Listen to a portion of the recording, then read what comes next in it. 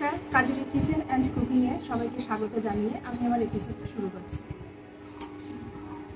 আজকে আমি করব মোচা, চিংড়ি বাটা দিয়ে মোচা। চিংড়ি মাছটা বেটে মোচা রান্না করলে খুব সুন্দর লাগে। দেখুন, মোচাটা আমি কেটে নিয়েছি এইভাবে। মোচা কেটে ধুয়ে রেখেছি। এবার আমি ভালোভাবে সিদ্ধ করে নেব। সিদ্ধ করার জন্য আমি প্রথমে কড়াইটা বসিয়ে দিলাম। উনুনটা ধরে গেছে, বন্ধ করব। মোচা সিদ্ধ করার জন্য উনুনে আমি গরম জল দিয়ে দিয়েছি। এবার একটু লবণ দিয়ে দেবো।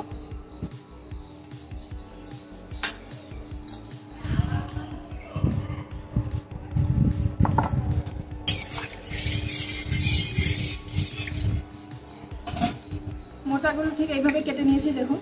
মোচাগুলো দিয়ে দেবো। মোচাটা হচ্ছে বিচি কলার মোচা। এই মোচাটা খেতে সবথেকে বেশি সুস্বাদু হয়।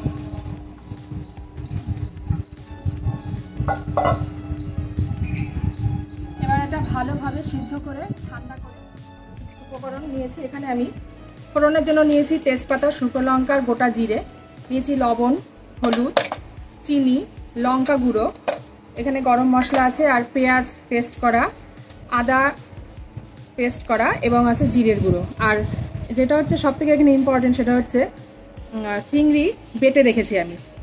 এখানে প্রায় 8 থেকে 10টা চিংড়ি আমি বেটে রেখেছি। আর এমনি নর্মাল চিংড়ি 4-5টা দিয়ে দেবো, কিন্তু মেন হচ্ছে ব্যাপারটা চিংড়ি বাটা দিয়ে এই মোচাটা রান্না হবে, একটু অন্য ধরনের স্বাদ আসবে।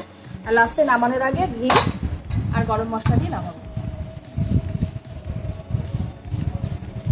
এবার আমি সরষের তেল দিয়ে দিচ্ছি। কড়াই গরম হয়ে গেছে, তেল দিয়ে দিলাম।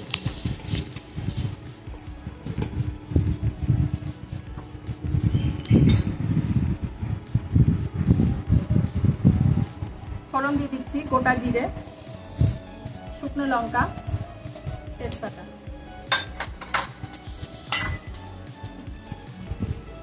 মোচা রান্না করতে গেলে অবশ্যই আলু দিতে হবে। আলুটা দেখুন এইভাবে আমি ছোট ছোট করে কেটে নিয়েছি।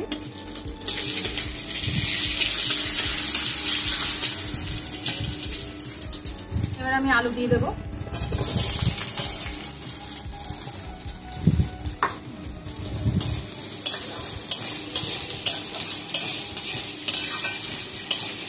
মোচা রান্না করতে কেউ ছোলা ব্যবহার করে থাকে, আমি আজকে ছোলা দিচ্ছি না।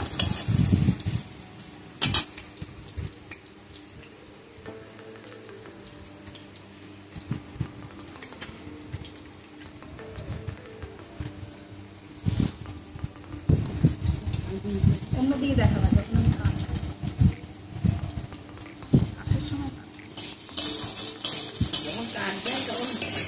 এবার আমি দিয়ে দেবো কুচানো পেঁয়াজ। পেঁয়াজটা একটু আমি বেশি দিই, এখানে রসুন দেবো না।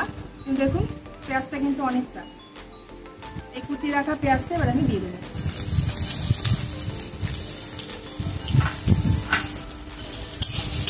পেঁয়াজটা লাল লাল করে ভেজে নেব। যত সময় না ভাজা হচ্ছে এটাকে আমি নাড়তে থাকবো।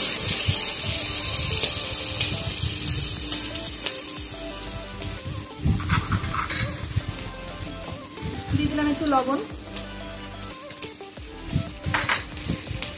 একটু হলুদ,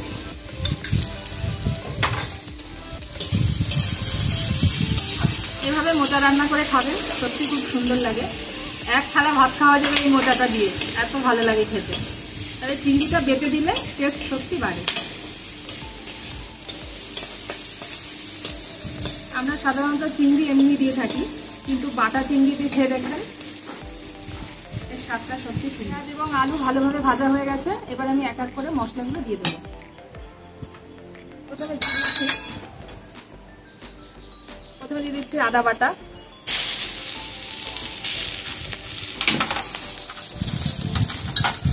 দিয়ে দিচ্ছি অল্প পরিমাণে লঙ্কার গুঁড়ো,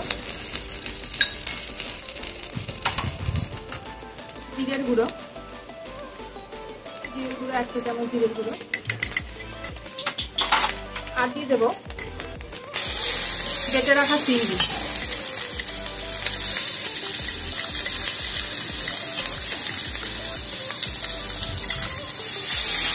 এবার ভালোভাবে কষিয়ে নেব।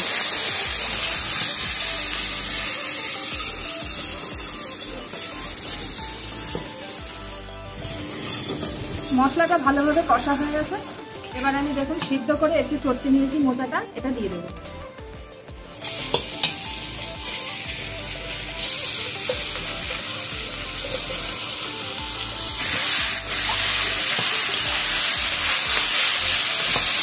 এবার ভালোভাবে এটা নাড়তে থাকবো।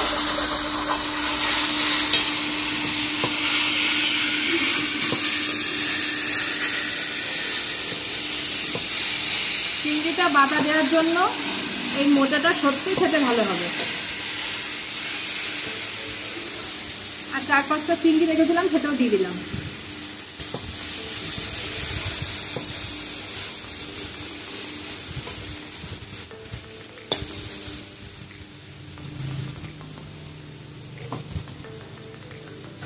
এবার দিয়ে দেবো স্বাদ মতো লবণ।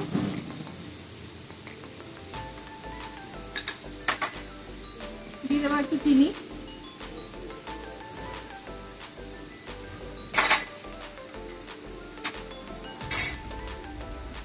আর একটু হলুদ। মোচা আলু সব ভালোভাবে কষিয়ে নিয়েছি। এবার আমি অল্প পরিমাণে গরম জল দিয়ে দেবো।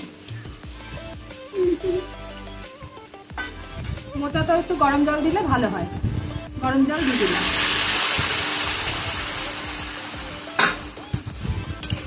এবার এটা আমি ঢেকে দেবো।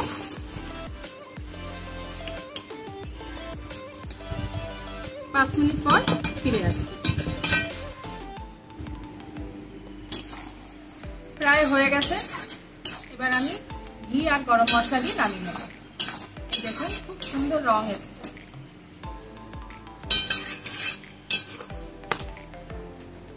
গন্ধটাও খুব সুন্দর বেরোচ্ছে।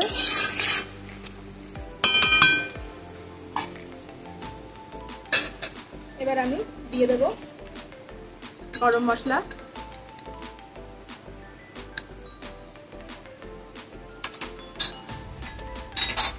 আর দিয়ে দেবো ঘি। দিয়ে দিচ্ছি।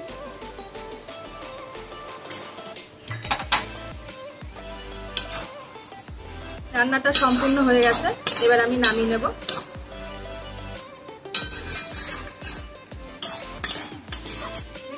মোচাটা রান্না হয়ে গেছে। দেখতে কতটা সুন্দর হয়েছে। এই মোচা দিয়ে যদি আপনারা ভাত খেতেন, গরম গরম ভাত, তাহলে একদম খাসির মাংস রেখে এটা দিয়ে খেতে হবে। একবার আপনারা বাড়িতে ট্রাই করে দেখুন। ভিডিওটি যদি ভালো লেগে থাকে তো অবশ্যই লাইক, শেয়ার এবং সাবস্ক্রাইব করে দেবেন। নমস্কার।